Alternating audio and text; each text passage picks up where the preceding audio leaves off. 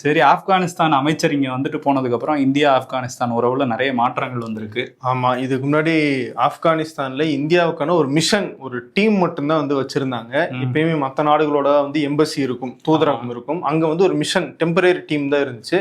இப்ப அதை வந்து தரம் உயர்த்தி ஒரு எம்பசியாக, தூதரமாக மாத்திரம் அப்படின்னு சொல்லி அறிவிச்சிருக்காங்க இந்திய அரசு. இது ஆப்கானிஸ்தானோட அந்த இருக்கிற அந்த உறவு அப்படிங்கிறது இன்னும் மேம்பட்டிருக்கு அப்படிங்கிறத உணர்த்துதுன்னு சொல்றாங்க.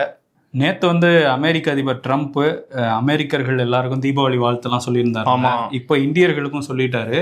ஆனா நமக்கு இங்க தீபாவளியும் முடிஞ்சிருச்சு. அவர் வெள்ளை மாளிகையில இப்பதான் கொண்டாடி இருக்காரு. அதுவும் குத்து விளக்கெல்லாம் ஏத்தி வச்சு ஓஹோ ஒரு மங்களகரமா நான் கொண்டாடுறேன். வெடி எதுவும் வைக்கலையா? வெடி வைக்கல, விளக்கு மட்டும் ஏத்திருக்காரு. வெடிதான் வச்சுக்கிட்டு இருக்காருல்ல அப்பப்ப, உலகம் முழுக்க வச்சுக்கிட்டு இருக்காரு. அது டாரிஃப்னு சொல்லி ஒண்ணு வச்சுட்டு இருக்காருல்ல.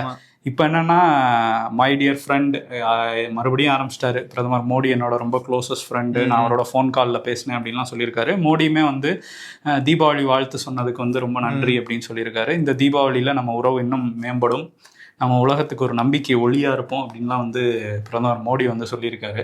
ஓகே, இன்னொரு பக்கம் ட்ரம்ப் என்ன சொல்றாருன்னா, இப்படி பிரதமர் மோடி என்கிட்ட ஃபோன்ல பேசும்போது நாங்க ரஷ்யா கிட்ட இருந்து பெரிய அளவுல எண்ணெய் வாங்க போறது இல்லை அப்படின்னு எனக்கு வாக்குறுதி கொடுத்துருக்காருன்னு ட்ரம்ப் சொல்லியிருக்காரு.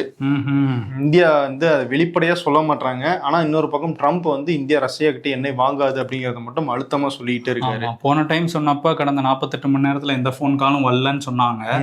பட் இப்போ ஃபோன் வேற பேசியிருக்காங்க, அதை மோடியும் கன்ஃபார்ம் பண்ணியிருக்காரு. இப்போ திரும்பியும் இதே மாதிரி சொல்லிட்டு இருக்காரு. ஆமா, இப்போ வந்து புட்டின் கிட்ட பிரதமர் மோடி என்ன சொல்லுவாருன்னு தெரியல.